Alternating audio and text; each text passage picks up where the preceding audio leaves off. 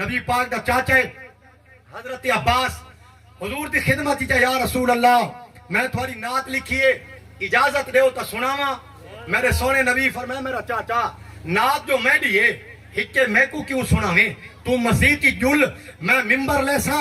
آپ صدارت دی کرسی تے باسا ہزارہ صحابہ دا مجمع لے سا تے کو ممبر تے کھڑے سا ہزارہ دے مجمع میری صدارت ہی میری نعت سناویں تاکہ بعد ہی دمن والا بغوانی تے آوڑانا کوئی پتہ لگے جو ممبر لا کے صدارت دیا کرسیاں سجا کے علماء کو سڑوا کے مجمع لا کے مسیطہ دے گھرج رسول اللہ دیا شانہ سننا اے رسول اللہ تے صحابہ دی سننا تے نبی پاک بیٹھل صحابہ بیٹھل چاچا ممبر تے آدھا کرے انت لما ولیتا اشرقت الارض وداعت بنورک الافق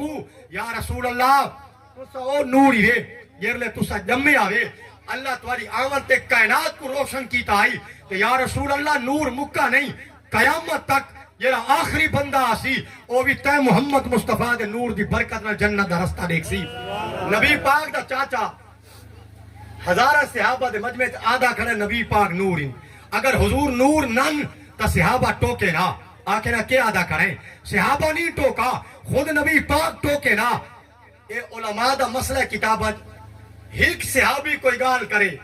تے بے صحابہ چپ کر وجن ایک وقت اجماع سکوتی ہے مور لگ گئی ہے گال ٹھیک ہے غلط ہو گیا تا صحابہ ٹوکے نا. نبی پاک دے سامنے کوئی گال کرو کہ حضور چپ کر ونن منع نہ کرن رد نہ کرن او مہر لگ گئی ہے اے سنت تقریری ہے علماء دے نزدیک. ایندا مطلب ہے نبی دے چاچے حضرت عباس دا عقیدہ نبی پاک نورن ہزارہ دے مجمع صحابہ دا عقیدہ نبی پاک نورن خود محمد مصطفیٰ دا عقیدہ نبی پاک نورن. ایندا مطلب ہے آج جرا کاری تنیر دی مسجد دی آواز آندے الصلاۃ والسلام علیکہ یا نور من نور اللہ اے مسجد نبی دا عقیدہ ہے اے مسجد نبی دے ممبر دا عقیدہ ہے لکھاں صحابہ دا ایو عقیدہ ہے خود رسول اللہ دا ایو عقیدہ ہے نبی پاک دی اماں سیدہ آمنہ دا ایو عقیدہ ہے جنہاں آنکھی نہ ڈٹھے